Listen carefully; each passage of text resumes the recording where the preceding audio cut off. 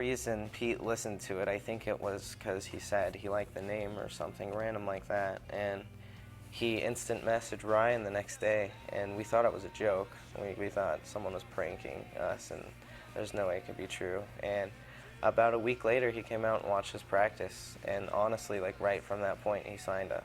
It was like we had only written 2 songs, so that was also a lot of added pressure because we didn't know how to write songs. Like we wrote 2 songs that were terrible, in our opinions, and like we didn't even know what direction we were going in. It was good having him when we were first starting up because, you know, he was part of the label, but it was great to have someone that was actually in a band helping you out because, you know, he knows the road. You know, he can show you the ropes and how it works, what's business smart and what isn't. And Pete is very business smart as far in music. I think he's one of the most business smart people out there.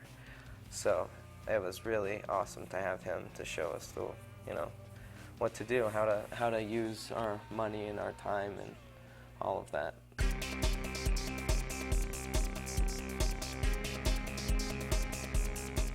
After Panic at the Disco signed to Decadence, many from the Vegas music scene became aware of them for the first time. The hits on MySpace increased, and the band began to attract attention. I became aware of Panic at the Disco shortly after they were announced that they were signed. I was on a local website called the Airbag. It's a local scene store website. It said Panic at the Disco local band signed to Decadence, home of Fall Out Boy. And at first I was enraged because I, like a lot of the other people in the scene, were like, I've never heard of this band, I've never seen them play, and they're already signed to a major label. What's up with this? You know, I became aware of them first when I went to Texas. I was on tour, and this boy comes up to me in another band. He says, "Hey, have you heard of Panic at the Disco? They're from your city." And I was like, I know everything about my city as the music scene goes. I've never heard of them. I have no idea who they are. And he showed me a song, and he's like, "Listen, they're great." So I listened to it, and I was like, wow, like where'd these guys come from? Where are they? I haven't even seen them. And he says, well, you know, I've been listening to them. They're really great. Came back, still didn't really hear anything, and then all of a sudden, a month later, it was all over the place. All of a sudden, they could not be denied. All of a sudden there was 5 songs on MySpace, and they were getting, you know, 100,000 plus plays a day, and it was just insane. We had no idea that was going to happen, that we would get signed.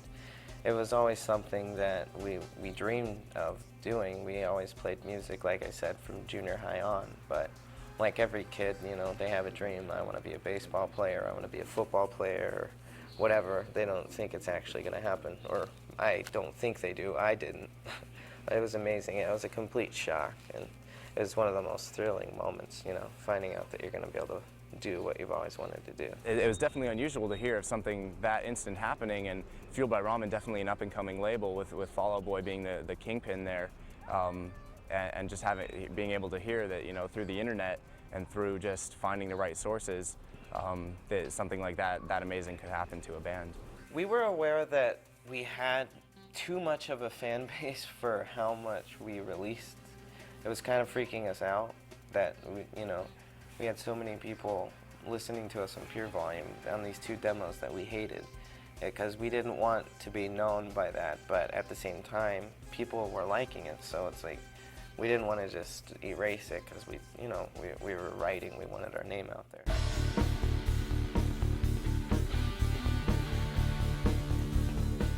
Word spread that Panic at the Disco had been signed to a label without having played a single gig.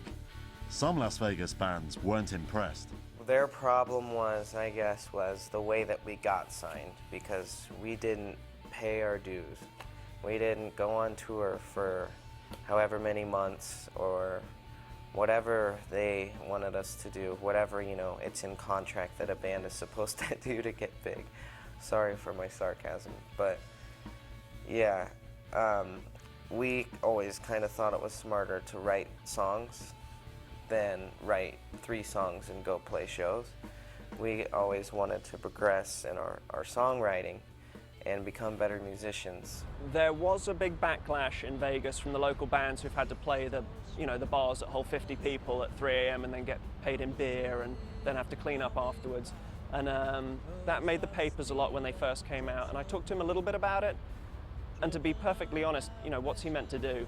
you know, it would be impossible for him to turn around and say, oh, you know what, let's not play the Orleans today, let's go play the, you know, Senor Frogs on Trop and Valley View. Exactly. Who's gonna oh, here's a record deal. Oh no, I'm not gonna sign that because I haven't gone on tour yet. You know, I'm not gonna take the opportunity to do what I wanted to do my entire life because I haven't paid my dues. With only 2 songs completed, the band now had practically an entire album to write. All 4 members were still in full-time education, so they stayed in Las Vegas and moved into a larger rehearsal room. This was right before when they told me they were going to go to Maryland and work on their album. This is where they were doing a lot of the practicing. You know, this is a great place where you can, like I said, it's 24/7, where you can just come in here and be creative. And there's not that many places where you can, you know, play the drums at 3 o'clock in the morning. We were writing a record that was for an actual record label, but we're practicing next to like these heavy metal bands next door that are blaring this music, and we're trying to write our record and can't focus because we have people covering Disturbed songs like right next to us. I do remember the door being open a couple times though, and they had switched instruments. They were playing each other's instruments, kind of having a good time in there. And they could all play each other's instruments, kind of, you know. Brendan, he's a good drummer.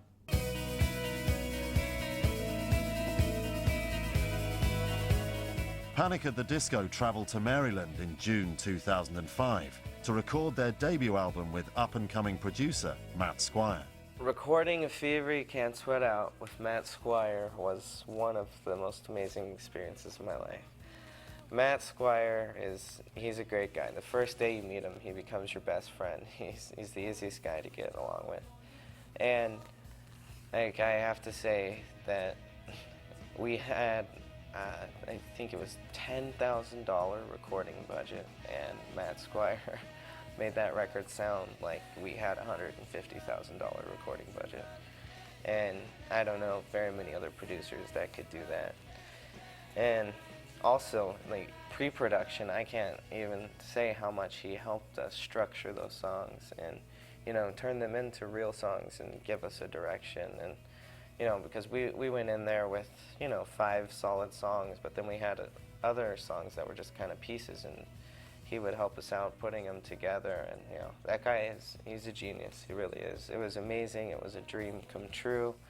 It was the most pressure that you ever had in your life, more than like any final exam or anything like that, you know, because this is like your career.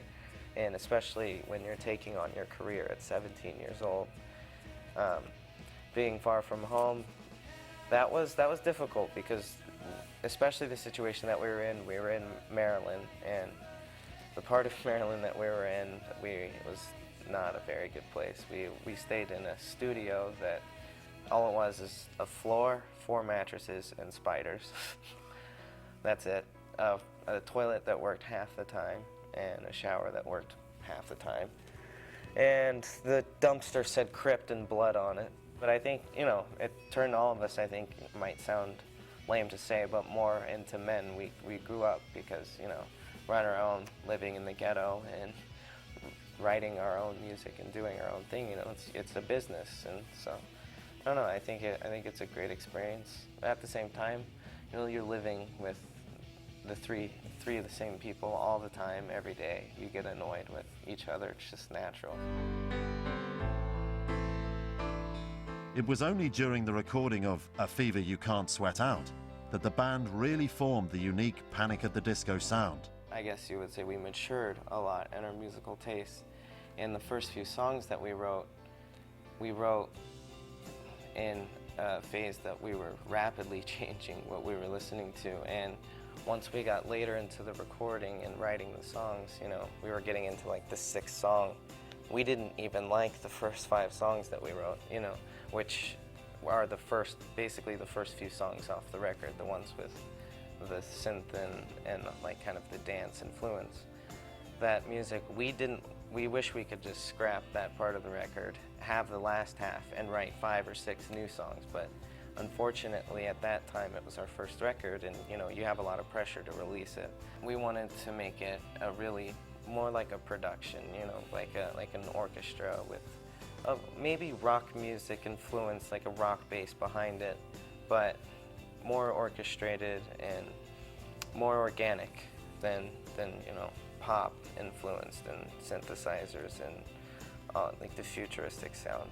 Genre-wise, they've managed to put themselves in a unique place.